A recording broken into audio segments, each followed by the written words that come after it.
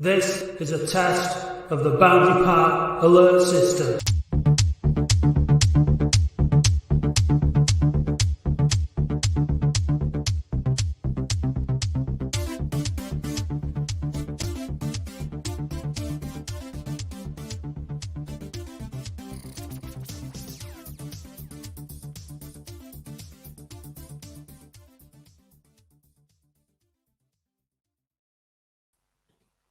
Hello and welcome to the Latex Football Phone In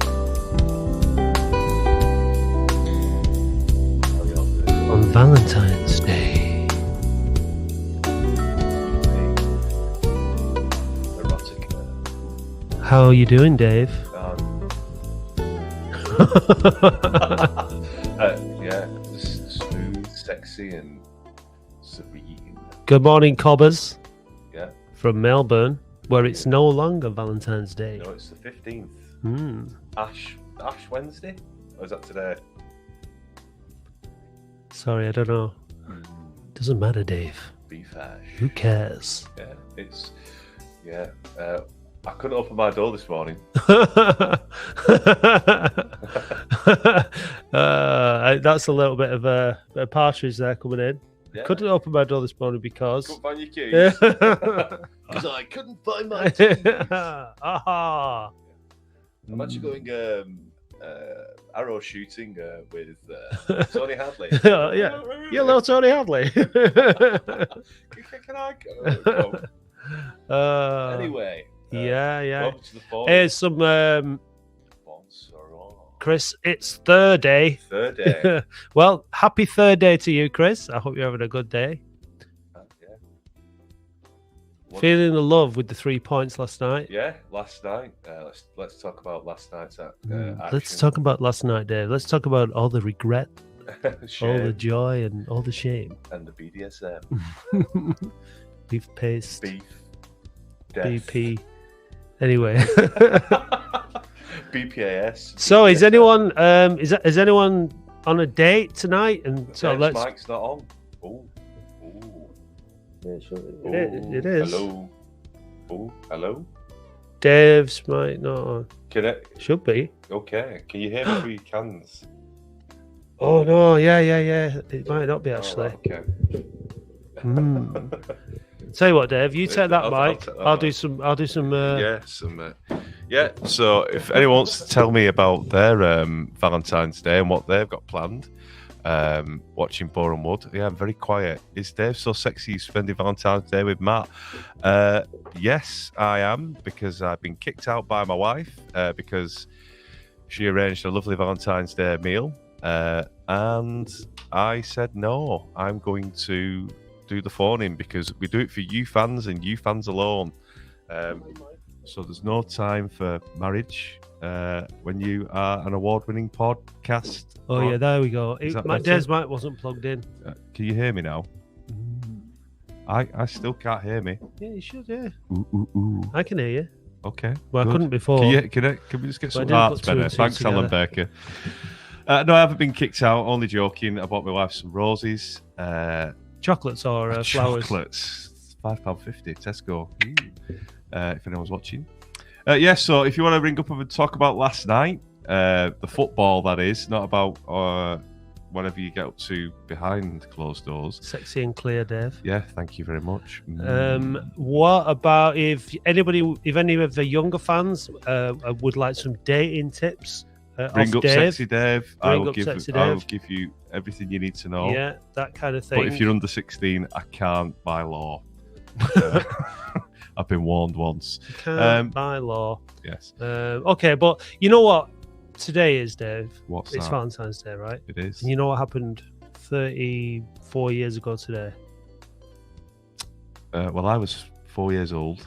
Yeah. So what were you doing 34 years ago today? Did you have a girlfriend? Were you holding hands? At 4 years old? No, I was probably just Colouring fingering in? a beef paste jar in front of the TV.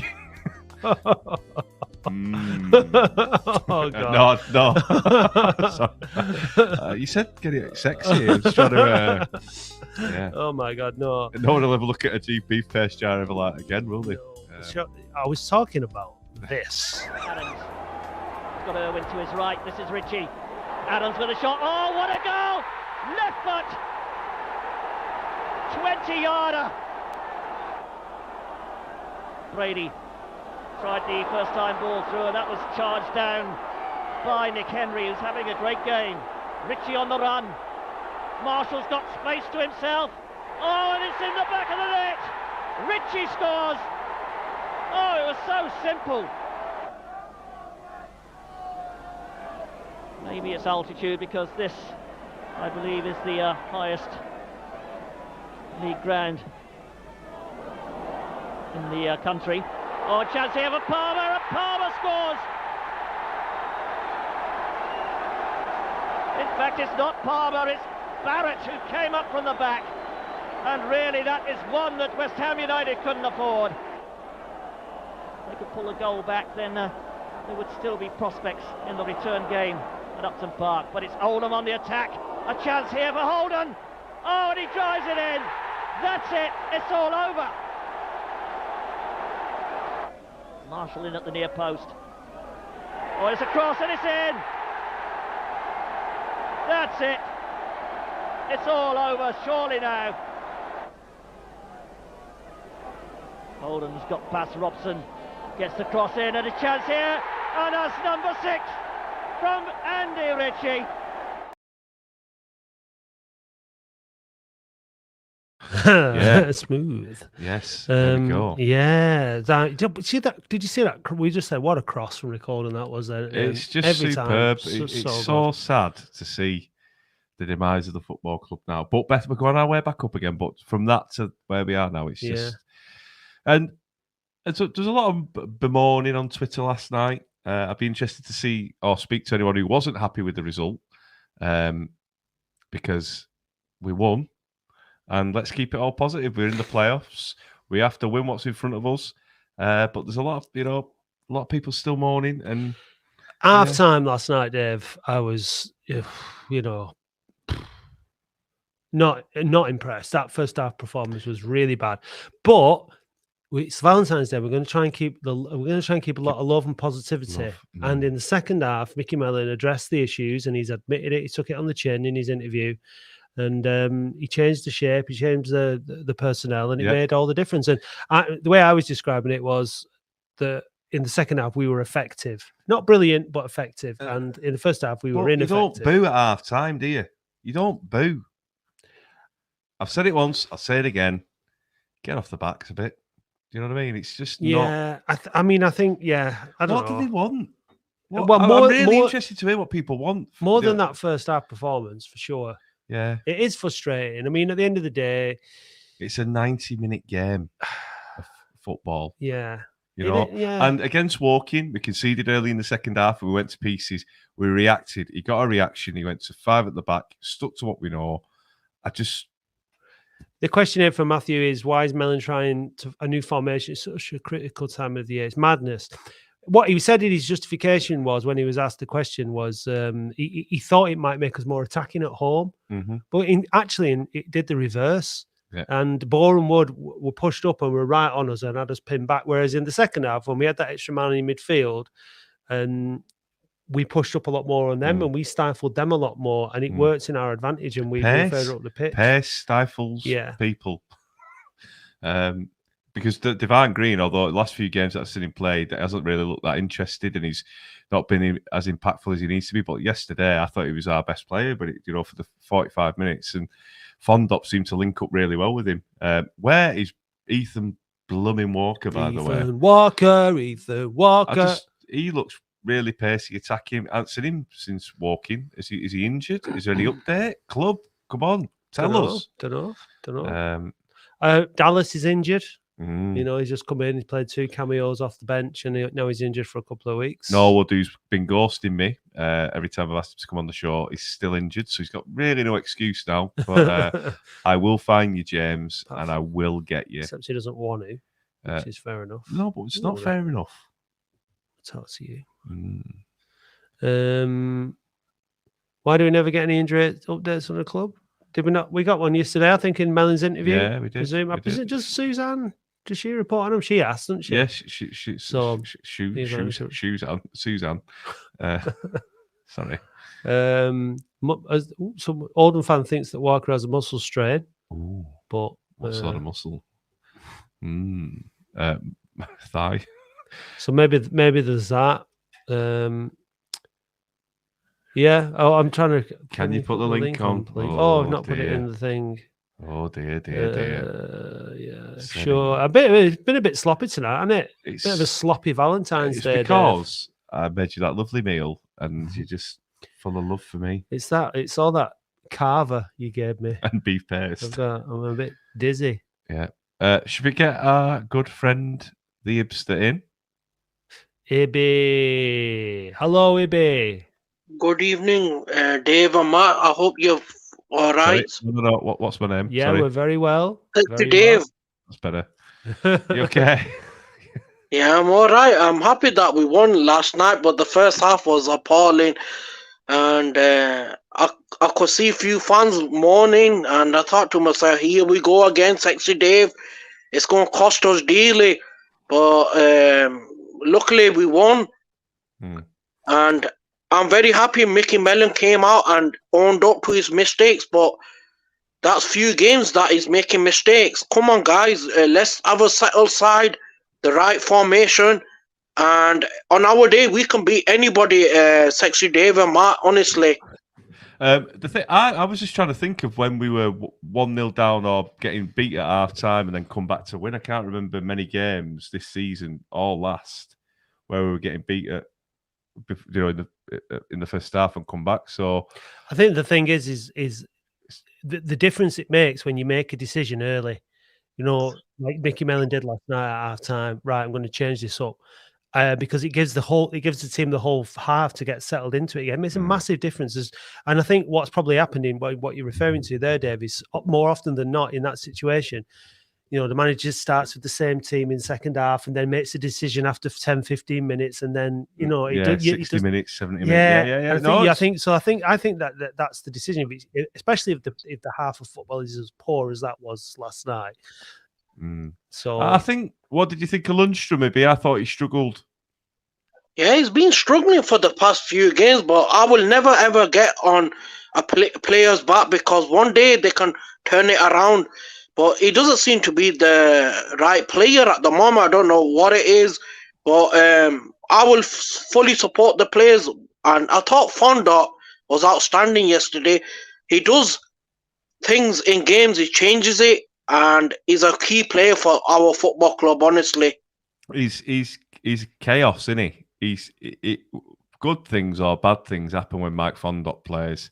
He gets about, and if the crowd get behind him, he gets the crowd going, and he just brings his positivity all the time. I think what it is, it's a good goal as well because there was no power from that pass from Green. He had to get a lot of power behind it and finish it. It was a great finish, I thought. I think he wants to play. He enjoys playing for Oldham, and he fights for the shirt when he goes out there. I think that's really important, and I think that's for me. We've still not fielding 11 players week in, week out that you can see the passion and what it means to be an Oldham player. And I don't think we've quite got that yet within the squad. And I think you get that when you've got a manager and a consistency with your manager, consistency with your players.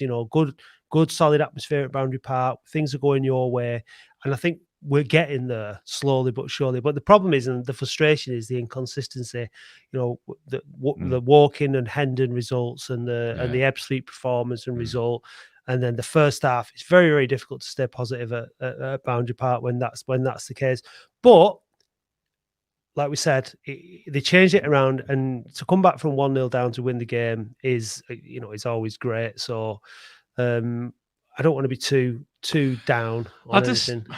I just think that from where we were, it's Woking in Hendon. The last two games, like the other two games. How many games that we've been beat? We've been on a decent run. Oh yeah, we've been on a good run. We was on a 4-game winning run. We're in the playoffs, and another player last night who I thought played well and he didn't hide and got involved. It was Hammond. After the pasting he got for his 20-minute appearance against Woking, I thought he did well. Did you think, Ibby, of Hammond's performance? He did all right, Sexy Dave, but what it is a new player to the club. He's trying to settle it at Oldham, and he will come good because Forest rated this lad highly. And I'm not a person to judge a player very quickly. I'll give him some time to settle in and take it from there. But what we need to do is now the next game, we better not be typical Latics and end up losing the game. And another thing I think last night was what Tom Conlon being able to deliver that quality ball for the goal. You know, that's what we've been missing, haven't we? That quality ball. Like Gardner's been sort of the go-to guy, but he's been injured all the blooming time, and we've not had that set piece sort of specialist to whip a decent ball in, because it was quite a way out. It was about 20-25 yards out, and he managed to whip the ball in, and it got the goal from Garner, although he was about 5 yards offside. But I'll take it, me, and I'm glad he's got on the score sheet. It seemed to mean a lot to him as well, didn't it? And the players, like, they were all, piling on him and stuff when that went in. And it's good that he's got his goal early on, second game, and he scored. That's got to do his confidence any harm. I think. Do you still think? I mean, looking at the table a bit, it's so tight, isn't it? The playoffs are so tight, and then from below the playoffs, like almost 10th down to like 4th from bottom or something. It's really, really tight. Teams like Fylde are on a really good run now and climbing up the table. Do you think that despite not always 7 points between 10th and 21st? Yeah, no, it's crazy league. Do you think it'd be that despite not playing consistently well, we've got enough strength now to see ourselves through into the top 7? Absolutely. That's the target now. Honestly, we can't keep coming out of the playoffs. We need to get in there, start winning games, cement our playoff spot, and take it from there. And I want things to go very well for Mickey Mellon. And I want to say that Frank has been unbelievable what he's done, and I'm hoping that he finishes his task hopefully tomorrow. He meant to have got there today, and I want a full house for this owner because he deserves it. 100%. And I think if we can come into that game against Kidderminster, welcome Frank back off the back of 3 straight wins, starting last night, Maidenhead on Saturday, York on Tuesday, go into that game full of confidence, big crowd, and that could be one of those sort of potentially one of those big turning points in the season, and not just in the season, as a club, because I think I think the players need to realize what a big club this is, and what the expectations is, and how important it is that they deliver. And I think that playing in front of 11,500 fans at Boundary Park, that's what we want week in, week out. Yeah. Even in the National League, even in League Two, being in there, being at the top of the table, being successful, playing good football, getting double-figure crowds. And if we can't get double-figure crowds every week in the National League, but certainly as we climb up the divisions, when you've got bigger away support, packed Boundary Park, proper football club, proper football ground, and that's what they're here to help deliver those players. And I think that could be a really big occasion. So I think you're spot on, and I think that Frank deserves just a huge amount of credit for for doing something so crazy again. Absolutely, yeah. Guys, thank you very much for having me on, and I've had my share of views, and thank you very much once again. No worries. Thanks a lot. Thanks again. Thanks a lot. See you later. Take care, baby. Bye. I love it how he calls me Sexy Dave. I know. Right, let's bring in Graham. Graham. Hiya, how are you doing? Caller number 1 from France. So we've got another one in the queue as well. How are you doing? I'm all right. How are you? Yeah, good. Good evening. Can we have a bit of French for Valentine's Day? Ooh. Can you say, "Oh, Dave, you're looking particularly sexy this evening" in French? Oh, Dave, vous êtes sexy ce soir. Oh, merci beaucoup. We'll clip that, Graham, and use it over and over again now. I think you prefer a woman to say it, wouldn't you, Dave? I'm not that picky. He's not fussy. No, he's not fussy. No, he really isn't. What do you want to say? Oh, I was a bit worried at half time last night. It wasn't good, was it? But in fairness, he swapped it round, and I thought Green did well.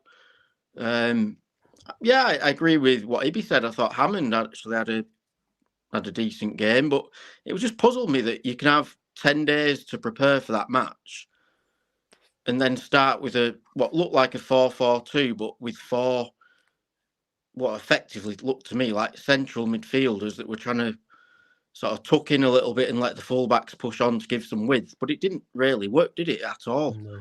And we never really created a chance. I think apart from Hogan missing a decent header at the far post from I think it was a free kick. Yeah. We just didn't create anything at all. No. And it's been a bit of a problem because even in the second half, even though we scored the 2 goals, we didn't create a massive amount of chances again, did we? No, but I thought if you're going to play 4-4-2, you'd have thought maybe Green would have started.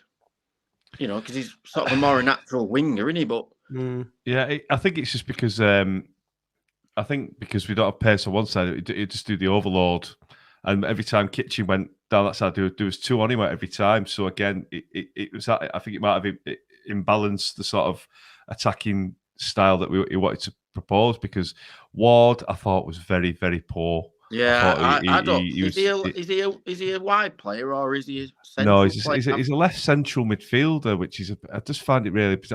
I still can't. I don't get me wrong. I want to see him have a bit of a run, but I still don't get the signing when we had that many midfield players. We got Lundstrom, we can play it like in that similar sort of role. We had Sharon, and we had Sharon,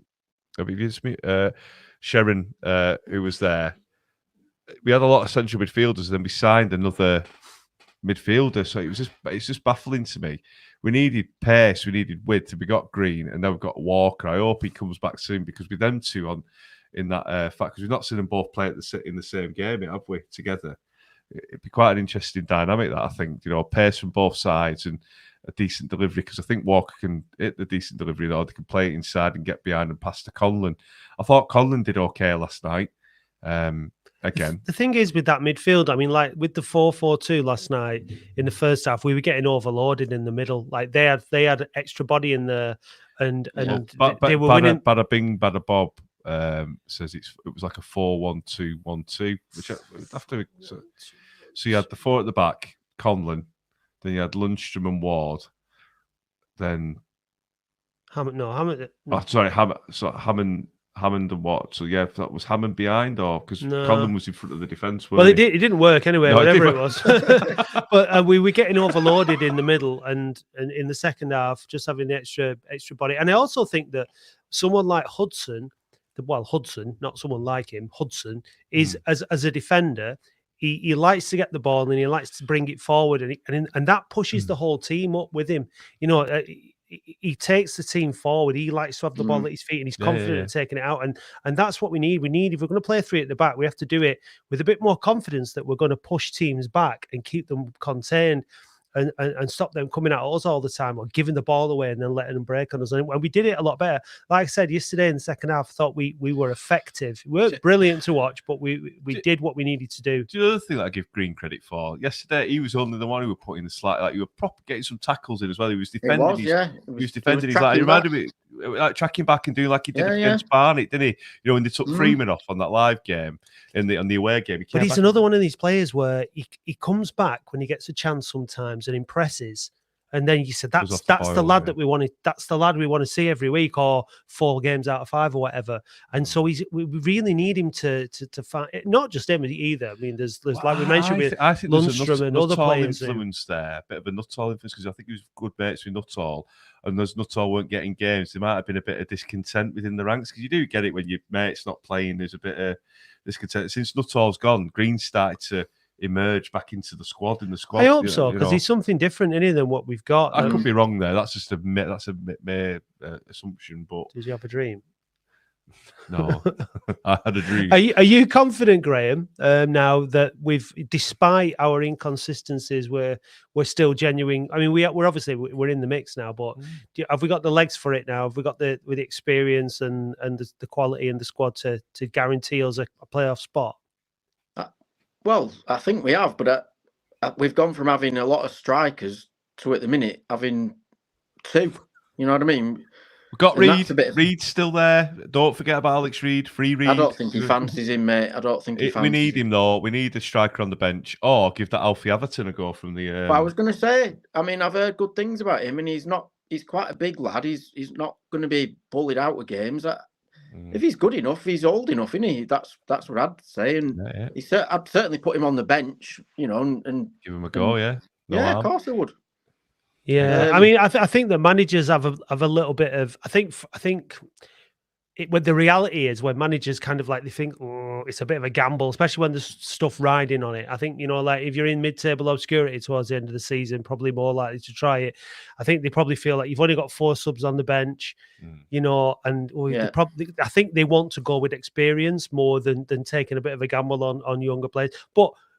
It does pay off from some time, but it is probably you probably would say it is a bit of a gamble. But if you look at the bench last night, we had very little options, did we? Sort of attacking, really. We had nothing. So he would have been a good shout last night, just to give us another option. Rather than he's played Kofi Moore and brought him on in games, and stuff like that. So give him a. He has done, but he's sent him back out on loan again. So yeah, but I'm saying he has given you players a go. So maybe Mickey might be watching this and think that Matt and Dave are the Oracle, and he might, just, he might talk him into it. Or I'd sing him into it. You can't talk James Norwood into coming on the podcast. So don't. Hey, it's not the end of the season yet. He will be on the pod. Okay. Right, we're going to crack through the callers then. Cheers, Graham. We've got a few lined up, but thanks for getting in touch, mate. All the best. Take care, mate. Right, France number 2. Bonsoir.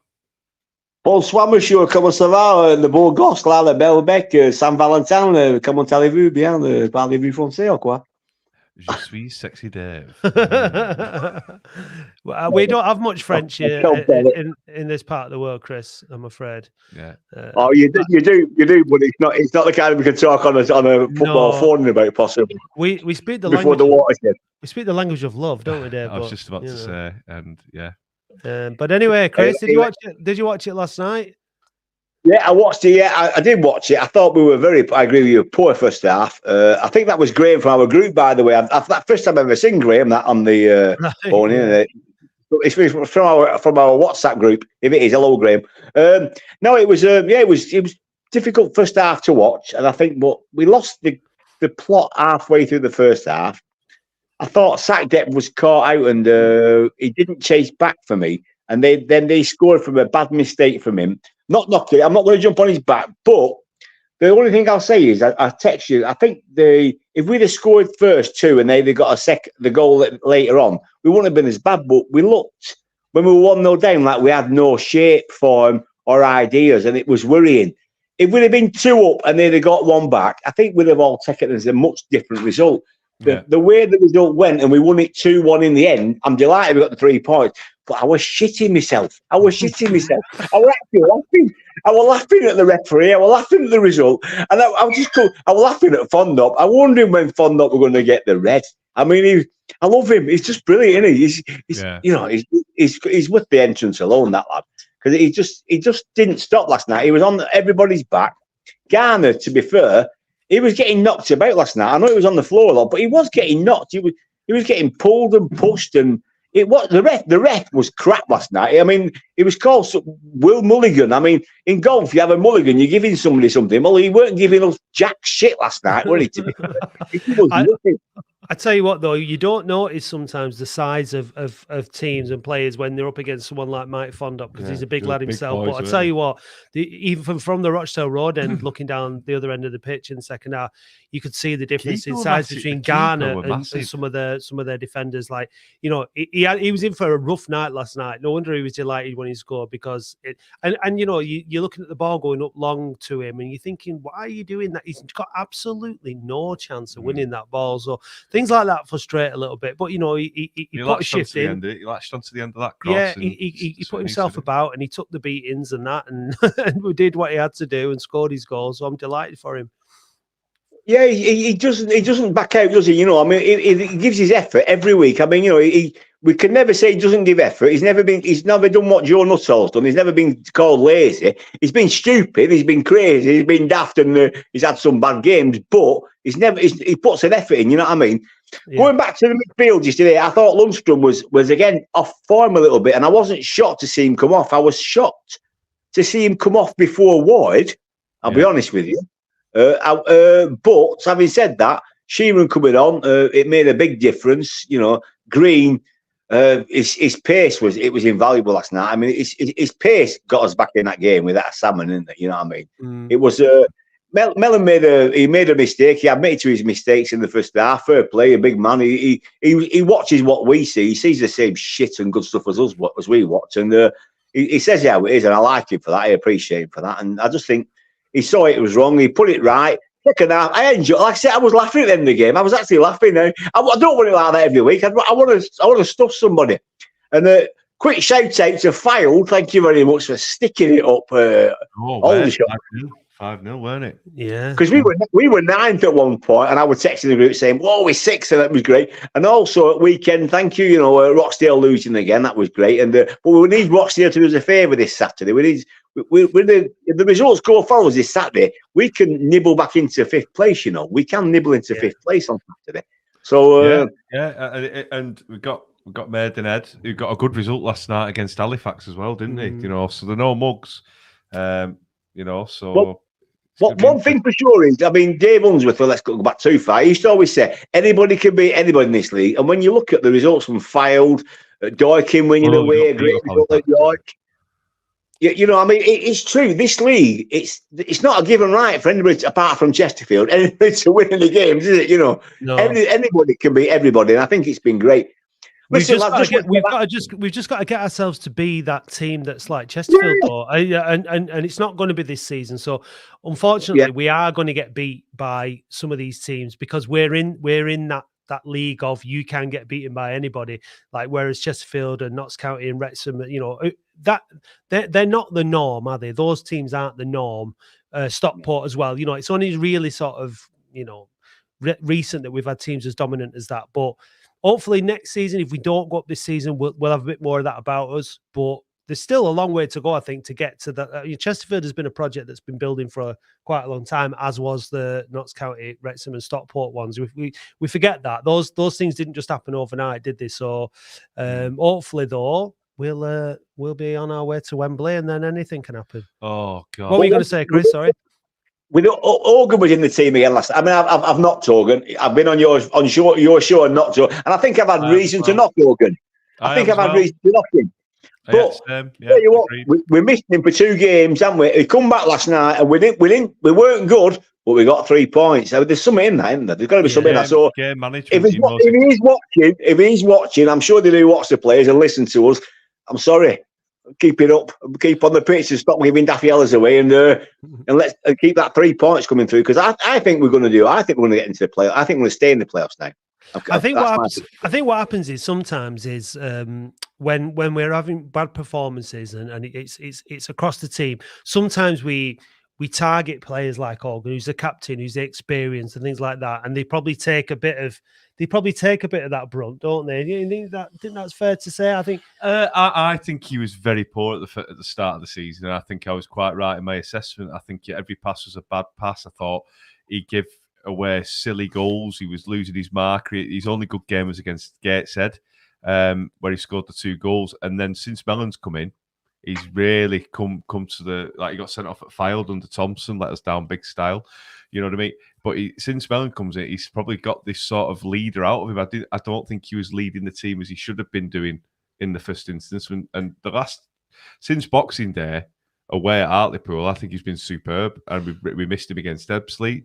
We missed him against... Any relation? John Bradley? No. Why all the doom and gloom? We've won 5 and drawn 1 out of the last 7 league games. Hey, John. Thanks very much. Yeah. I mean, I don't think it's doom and gloom. I think a lot of the performances have been a bit hit and miss. I think, there's been, Dorking, for example, was one of those wins where we scraped through. And last night was similar. It wasn't great, but the thing is, I think we're all happy that we are where we are. I think we're delighted we're in this position. Yeah. Do you think last night?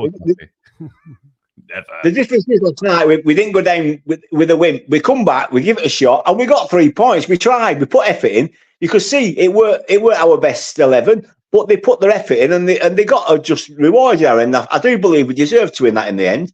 And I think we won it, and because they tried. And if they try, that's all we ask for, isn't it? If they put an effort in, give the best they can, and 3 points will come in. And, that's the difference. A few weeks ago, they weren't trying. It was shite, but now it's grand. So, hey, listen, we'll take you've got to scrap for it, Chris. You've got to work hard if you want to win a game. And that's why everyone beats everyone. You're not going to beat teams if you don't scrap and work. And that first half, I don't think we scrapped and worked hard enough. We didn't have players in the right parts of the pitch.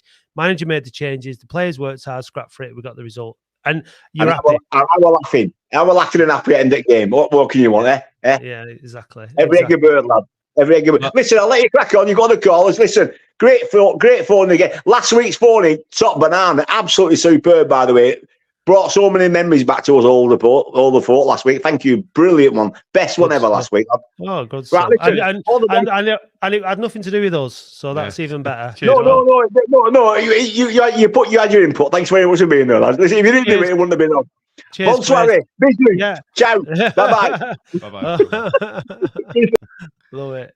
I think that deserves Call of the week.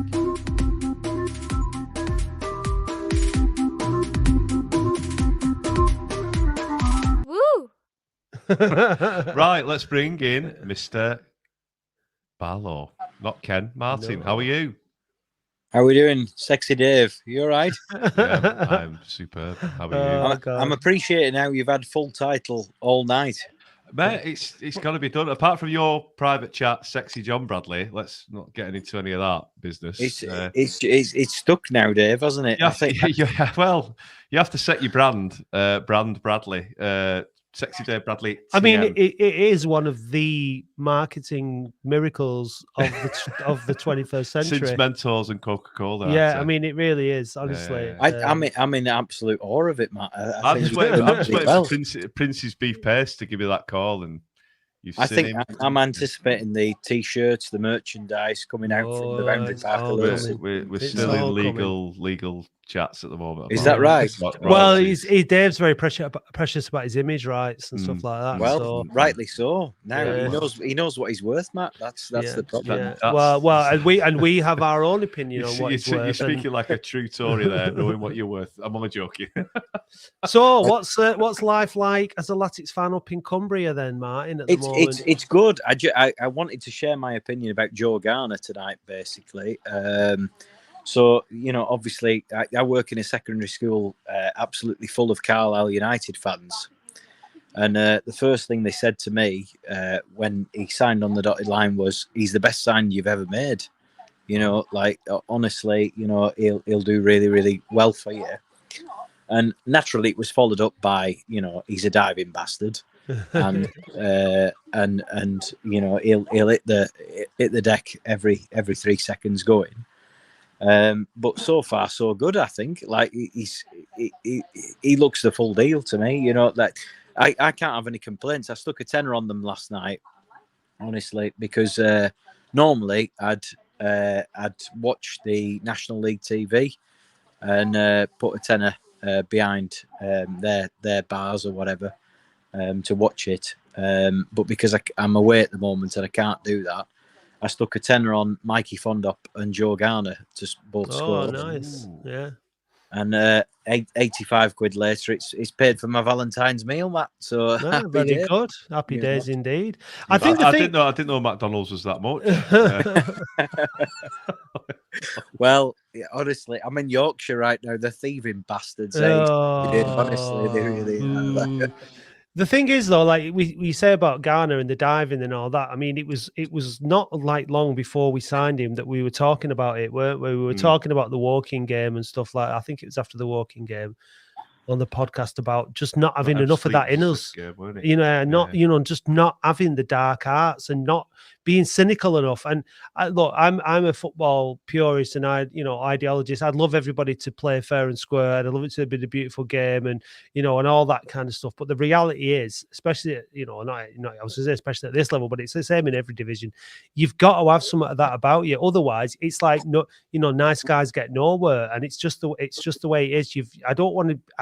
I would hate to be one of those teams that becomes known for it and it's part of your brand, if you like, and unsexy football, Dave. But like, I'd hate that, but at the same time, you've got to be able to do it. You've got to know, you've got to be savvy enough, and we haven't been. And that signing, as much as anything, seems to have been a deliberate intention for somebody like that, doesn't it? I think Norwood doesn't even bring that side, does he? That he's a good player. He's not like a cynical player. He moans, but he's not that sort of. No, he's nowhere near as cynical as Joe Garner. He's not streetwise, is he? He's a bit classy, Norwood. You can't see that from him, but. We always had it like Milligan was a streetwise sort of player. Do you know what I mean? He always used to go down, didn't he, and draw the foul, and having that different sort of personality and being one of the senior leaders in the team, he can get the younger lads to sort of try and follow suit or set an example of not cheating, but just using your head a bit more and managing the game a bit better. There was a period of play last night where Conlon, where Garner and Conlon both did, like, Garner was looking for the free kick. He went down in the centre circle, played the ball out to Conlon on the right, who then went down. And both of them, two experienced players, both of them knew that we needed a break in play. There wasn't really anything on, and a set piece was what was needed, and that's what happened. And it might have even been for the goal. I'm not 100% sure. Fondop, weren't it, getting pulled? It's just. It's experience. Part of the game. Yeah. I think for me, I haven't seen. I think Joe Garner between now and the end of the season will win us a fair few penalties. Yeah, and I haven't seen a player like that since Wayne Andrews. Really, he's the last one I remember. Really, I remember being away at Mansfield and Wayne Andrews going through one-on-one with a keeper like lastminute.com and getting pulled. And it was never a penalty, But he knew how to fall. He was one of those, Wayne Andrews, and I think Joe Garner will play kind of the same role. Really. And in a tight league, Martin, where we're not pummeling teams, are we? It's and we've had, and Norwood has put a good few penalties away, hasn't he? And you have to think that if Garner and Norwood are on the pitch at the same time, that Norwood's going to stick it in. Are they two similar players though? I think that was the issue with Ebbsfleet, weren't it? That Norwood and Garner, it's either one or the other, isn't it? Fondop, I think, has got to be a starter. What are your thoughts on that? We said that earlier. When Fondop plays, Fondop's he's mental, isn't he, Dave? Honestly, like Fondop, like someone. He's just mental. One of my best mates described him on the WhatsApp the other night as. He's good enough for this league, basically. You get out of this league and you've got to ask questions about who you've got up top and all the rest of it. But, he's so unpredictable at this moment in time. He's either going to, get sent off for something mental or he's going to, sling one into the top corner, isn't he, for 1-0 win. He's nowhere between Mikey Fondop. And that's where you'd want him to be, honestly. Right now, he's exactly the type of player we need in the starting lineup because James Norwood, as far as I'm aware, he's out for the next 6 weeks, is he? He said it in the next 2 or 3 games, didn't he, Mickey? Or 2 or 3 games. The problem is it's a hamstring, isn't it? So I mean, we'd had between he did it at Ebbsfleet, and obviously we've had 10 days between then and a game, which is probably, to our benefit. But if you're talking another 4-6 weeks, then you need someone else to step up to the plate, don't you? The thing is with Fondop is you can play, you can put him with anyone, can't you? He's a good foil for Garner. He's a good foil for Reed and for Norwood. So he does all the legwork, doesn't he? He does all the trying. He does all the running. He does all the challenging. He just does. And he shoots. So he scores as well. So what's his record at the moment? He must have one every other game that he's. Well, it said that since Christmas he's got. I saw that earlier on. One goal every other game since Christmas. But I don't think he's sort of 2 in 3 at the moment. He's in his whole career at Latics. He's 2 in 3. Do you know what I mean? 1 in 3. Sorry, 1 in 3. Yeah. So look, I mean, he does bring a lot more. He does bring a lot more to the team than goals, and we've said this before. We need goals from more players as well. Midfields need to start chipping in with more goals. And he's a friend of the show as well. He very much is. Yes, friend of the show. I'm sure that Mike is, being a very, very thoughtful and loving partner to his to Ellie in Ellen. Ellen. Sorry, Ella. Do you think he's watching the show right now? I highly doubt Absolutely. I think he is. it. You know, He's got to get his sexy Dave filled, No, especially on Valentine's, doesn't he? He'll be doing something Hi, very, mate. he'll be doing something romantic, I'm sure. Yeah, probably. So, anyway, we're ready for an early finish, aren't we? With Valentine's, Dave's taking me out for candlelight. Is he? Candlelight. Weatherspoons? They got a special offer on, or Tesco meal deal. Nice cheese and onion sandwich. On the dining for 10 quid. Yeah. Anyway, we've got a bit of an announcement. Oh yeah, we do have an Martin. Announcement. Yeah, so, we have to announce something. So yes. here it is. I hope we see you there. There's no fear like the fear of the unknown. Fear of what lurks in the dark, unopened and forgotten places. This spring, the creators of Loud, Life and Beefy, Devil Owen, and the Wheel of Wonder take you on an epic journey into the heart of a beast dormant since 1991. Do you dare to follow them into this abyss? Will your nerves hold as we voyage deep into the bowels of playoff contention? Could it finally be time to open the trophy chest? Kevin Pressman stands between Oldham Athletic and the Second Division Championship. Can Neil Redfern do it?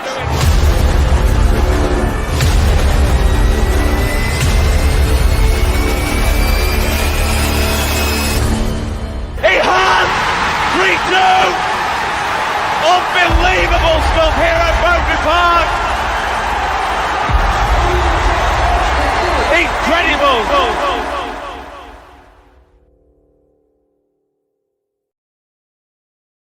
So Martin, the trophy chest at Boundary Park hasn't been open since 1991. It must be full of spiders and webs and dust and all sorts. But potentially in May, it could be open again.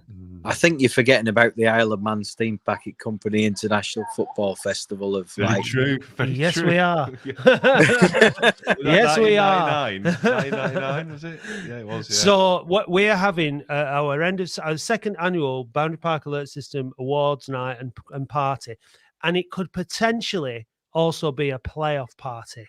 It potentially got the trophy test. You're getting ahead of yourself. Well, listen, we can't rule it out, can we? So we've done it for the 18th of May. So the playoff final is on the 11th, the 4th of May. Yeah. So initially we were going to do it on the 11th, but that was potentially the FA Trophy final, so we skipped that one as well. Anyway, so that's happening. So and it's if the we 18th win, of May. We're going to do all our awards, the Player of the Year awards, and the Goal of the Season, and all that kind of stuff. Dancing, yeah, we'll romancing, have even more fun and games. frolics as last time, and potentially we will have the trophy chest open as well, and Matthew the says, "Chills, lads, chills." I know, Is yeah. that street talk? Like, chills, lads, chills. Yeah. No, I think chills from the Oldham fans annoyed me. Surprisingly good trailer. So, well, no surprises. It's just, what we do is good. Yeah, always and forever. It got me excited, lads. But so it'd be great. Very often. But, it'd be a great night. So tickets will be going on sale quite soon. And we just really keep the night free. We'll have a live band on, not my band for a change, and a different band that's booked. It's going to be epic. And we just want to thank Martin Barlow for allowing us to take a photo of his chest for that ad. So to answer your question, Sierra 16, it's not my chest, it's Martin's with the. I think if you saw my chest, Dave, like my chest is instantly recognizable. So like you'd know if it was my chest. Like honestly. 8-pack. Dave's got a big life-size tattoo of me on his chest, like Alan Partridge. Naturally, he has. Yeah, naturally. No, it's halfway through Norwood, so when he comes on and be like, "Hi, James," no, I fainted 3 times. Right. We'll see my brother next week. Nice to talk to you, Martin. Take care, mate. Cheers, right, fellas. Thank you. See you soon. Take care. Thanks. So that's it. So 18th of May, join us for Trophy Chest, the second annual Boundary Park Alert System Party and Awards. It's going to be epic and massive.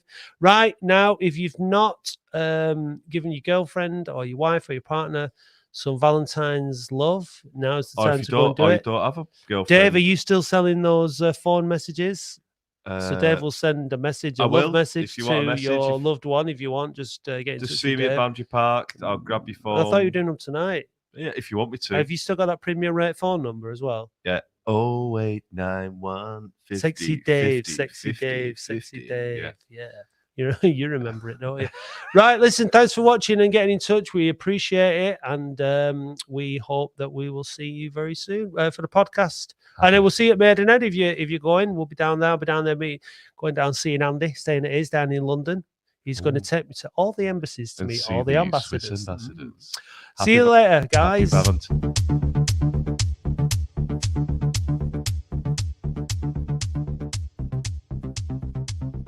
Thank you for listening to the Boundary Park Alert System, a QPod production hosted and produced weekly by Matt Dean, Andy Halliwell and Dave Bradley. QPod is Oldham's only dedicated podcast production company, and if you'd like to learn more about how podcasting can help take your brand to the next level, visit kupod.co.uk. A huge thank you goes to all those people who subscribe to the podcast on Spotify. We really appreciate you all. Please visit oafcpodcast.co.uk and click Be a Supporter or find the link in the show notes if you'd like to help us fund the show. It's only $2.99 per month to subscribe, but if you'd rather make a one-off donation, please visit buymeacoffee.com/OAFC podcast or click the link on our website. Don't miss the Latics Football Phone In every Wednesday live from 8:30 p.m. Please visit youtube.com/@OAFC podcast and do hit subscribe while you are there. You can also follow and interact with us on Facebook, Twitter, Instagram and TikTok @OAFC podcast. Big thanks go to Eileen Finnegan for writing our excellent weekly blog, which we encourage you to read on our website every Saturday morning, and also to Paul Prendergast for providing us with all the Latics Mind questions.